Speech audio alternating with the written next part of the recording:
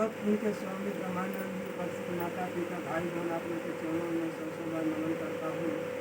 ईश्वरानंद जी के विचार रखते हुए हेतु सिंह मौर्य या करानी से मैं एक प्रवचन के विषय में मैं बोल रहा हूँ, जो गलती है उसको बच्चा समझकर समझ। बंधनिया गुरुदेव की चरण परूं सिरनार, पाव पूजी मति मोर प्रभु, आराधना सुनहु कमला। ब्रह्म श्रुति अनुराग में शब्द ही दियो लखार, पिता ही ब्रह्म है जगत में, सभी गरणी की जाए। संतों की वाणी अमूल्य होते हैं। लोग कहते हैं कि संतों की वाणी में अमृत की धार। इसी पर मैं कहता हूँ विषय लेकर कि एक समय की बात है कि एक राजा अहेर खेलने के लिए अपने मंत्रियों के साथ जंगल में, और जब जंगल में गए तो दोनों रास्ता भटक गए। मंत्री उधर चले गए, राजा उधर चले गए। फिर उसके बाद मंत्री बाग लौट कर अपने घर चले आए, राजा उस जंगल नहीं गए। जब मंत्री जब आया, राजा नहीं आए, मंत्री था वह राजगद्दी पर बैठ कर राज को चलाने लगा। और राजा भटकते भटकते जंगल में एक सरोवर मिला। सरोवर का मतलब पोखरा होता है। अब उस सरोवर में उसका कभी प्यास लगा था, उसका घोड़ा का भी प्यास लगा था। अपने घोड़ों को पानी पिलाया, अपने पानी पिया। एक पीपल का पेड़ था, वहीं पर महात्मा जी जैसा संत इस तरह से आसन मार के बैठे हुए थे और वो खड़े की तरह से दिशा मुँह करके देख रहे थे और आँख में भी ध्यान धरे हुए थे। तो राजा भी थके खेदाए थे, लेकिन वह भी पानी पिए और पीपल की पेड़ के छाए आकर वह भी आराम करने लगे। तो महात्मा जी जैसा टी कापी करके वहीं भी उनसे बैठ गए। तो महात्मा जी जब ध्यान धरे हुए थे, कुछ घड़ी के बाद जब ध्यान टूटा तो देखा कि इस पोखरे में भोकला जो है वो मछली को पकड़ पकड़ कर खा रहा था। फिर जब खाकर कुछ देर के बाद घाट पर आया तो वहाँ एक पत्थर था। तो उसने क्या किया कि पानी में अपना खुर को भे कर पत्थर को रगड़ रहा था, मतलब धो रहा था। तो उसी पर महात्मा जी ने उस पर एक कविता बोले। क्या कविता बोले कि क्यों पत्थर पर रगड़ते हो पानी में भीगकर, और तुम्हारे दिल में क्या है हम जानते हैं। महात्मा ने उस भोकले पर बोला कि क्यों पत्थर पर रगड़ते हो पानी में भीगकर, और तुम्हारे दिल में क्या है हम जानते हैं। मछली खाकर आए हो तो ढूंढ रहे हैं। यही बात को तो हम भी बोले हैं कि संतों के वाणी अमूल्य होते हैं। तो वो वाणी बोले, और जो राजा थी वह राजा ने उसको याद कर, वह अपने मन में सोचने लगे कि हम भी याद कर लें।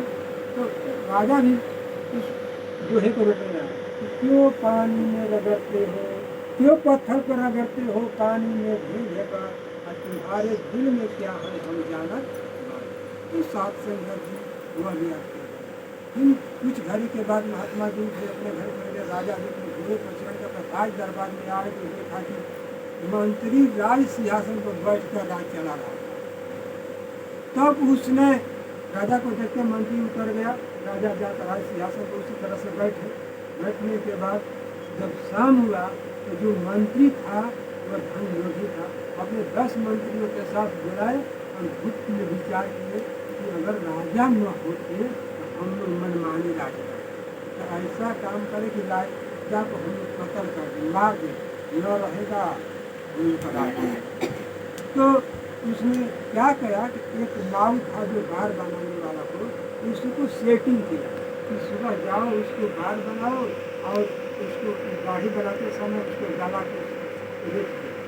जब गला कट जाएगा राजा मर जाएंगे तो तुमको पहले 5 लाख रुपया तुम ले लो।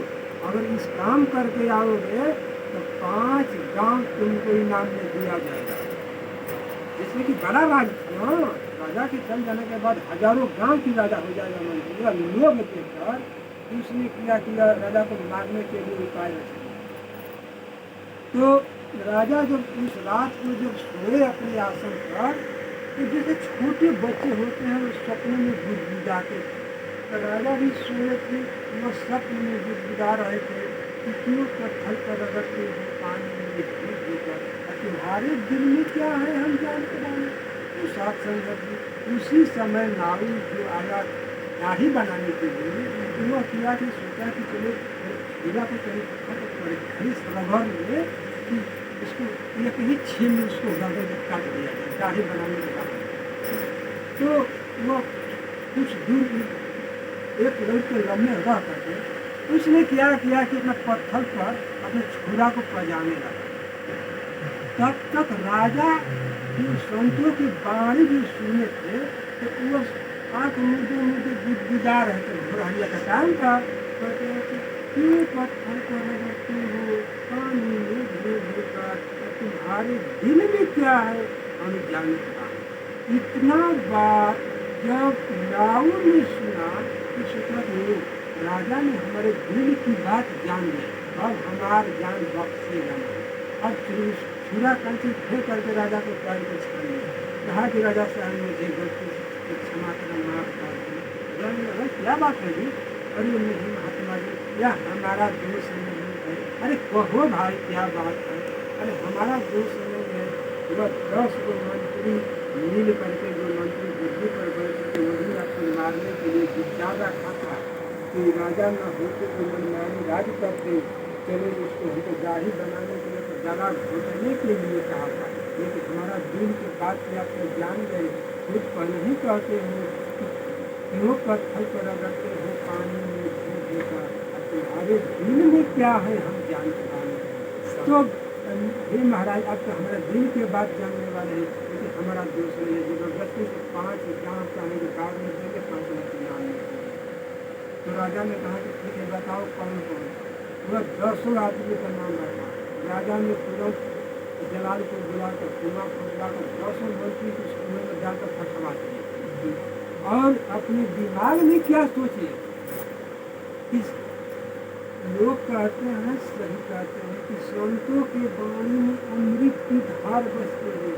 अगर हमारे संतों के वाणी जो शब्द हमारे कान में नहीं सुने होते, आज हमारा ज्ञान, हमारा मियाँ बीवी बच्चे क्या हाल होते, इसको भी मार फेंक बगे देते, हमारे राजपाट चौपट हो जाते, हमारे घर द्वार बर्बाद हो जाते।